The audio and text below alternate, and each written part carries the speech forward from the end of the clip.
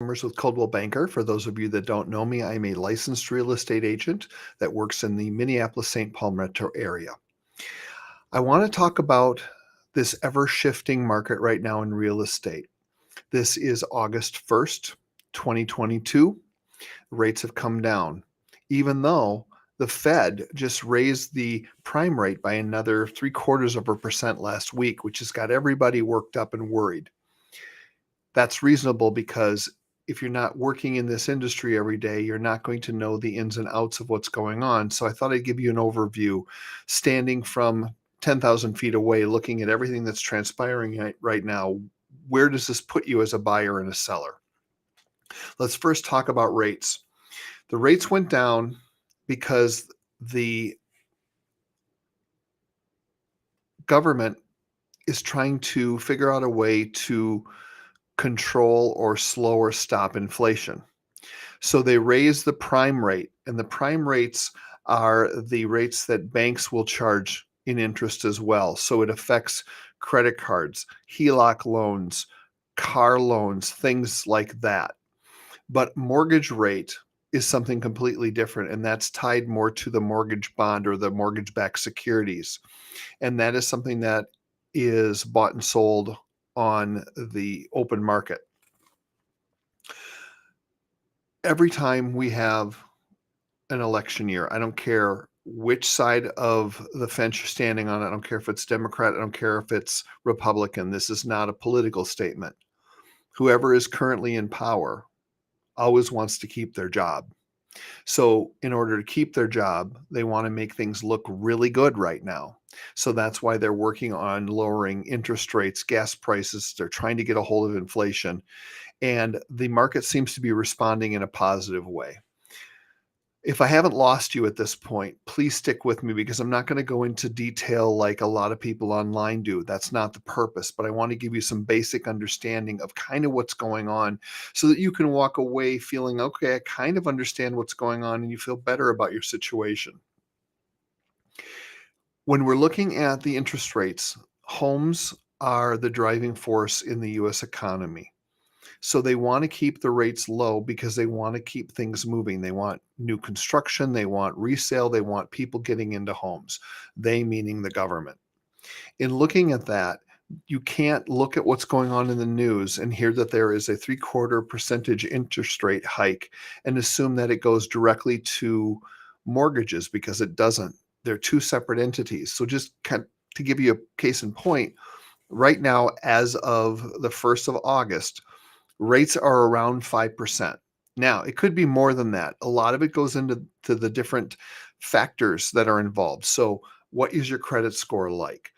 Um, you know, how much money are you putting down? What type of loan are you getting? That can affect things, but just on average around 5%, maybe 5.25.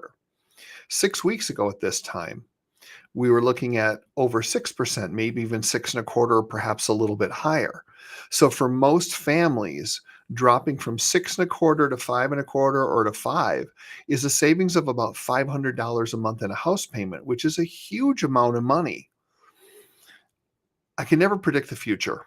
I don't know what's going to happen. I do believe, and I've said this in some of the other podcasts, that I do believe that we will not have a complete and total crash of the market because everything is different now than it was 8 to 10 years ago. When it crashed in 2008, actually, that's more than 10 years ago. When it crashed in 2008, there was a lot of things going wrong. And a lot of it was due to the banks lending money to pretty much anyone that wanted to sign their name. There was no equity in these homes, so people were underwater. In this situation, people have a lot of equity, especially with the rise in value over the last just 3 years alone, not to mention the history after the crash of 2008, 2009.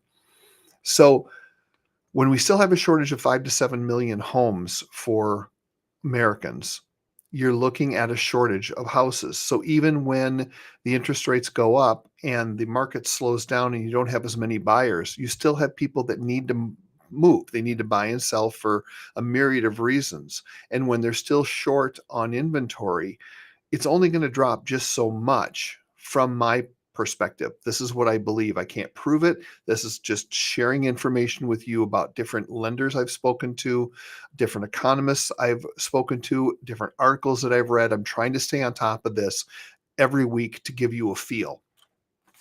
But looking at this, as long as the government is buying mortgage-backed securities, which I can't prove, they haven't announced it yet, but that is usually what leads to these rates going down, because if they start to buy mortgage-backed securities, all of a sudden it looks like a better investment. So you have more people that are going to purchase as well to get in on it and loan the money out because the return is great.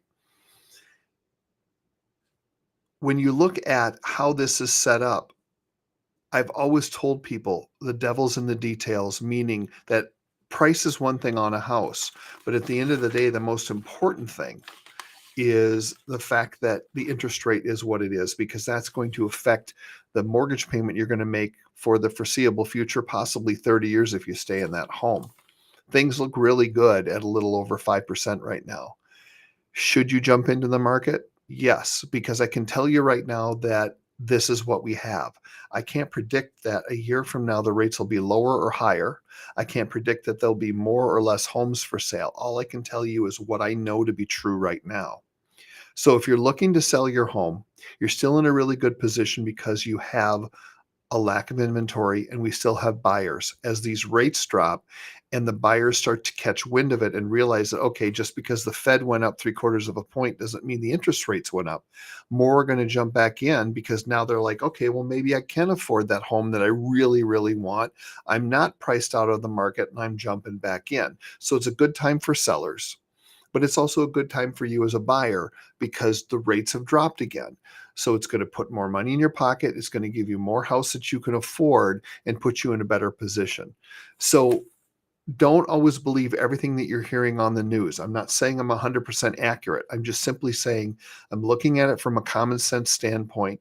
This is what I'm seeing that's going on right now.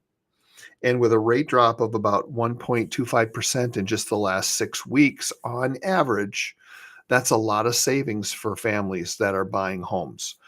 If you have more questions, because this gets very detailed, I'm more than happy to answer any questions that you might have. Just please feel free to look me up, give me a call. Tom Summers, Coldwell Banker. I'm in the book, I'm online. You can find me anywhere.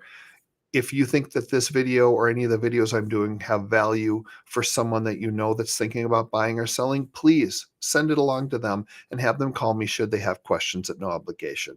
The goal here is to educate, to answer questions, to help people understand better where we are right now. Because even if you're not buying or selling, if you own a home, it's typically one of the biggest assets that you'll have in your lifetime. And it's nice to know what it's doing in the same manner in which if you had stock in Coca-Cola or Best Buy, you kind of want to know what it's doing. So anyways, that's the latest for today. I hope you have a wonderful week. And again, reach out should you have any questions. I appreciate you taking a little bit of your day to watch this.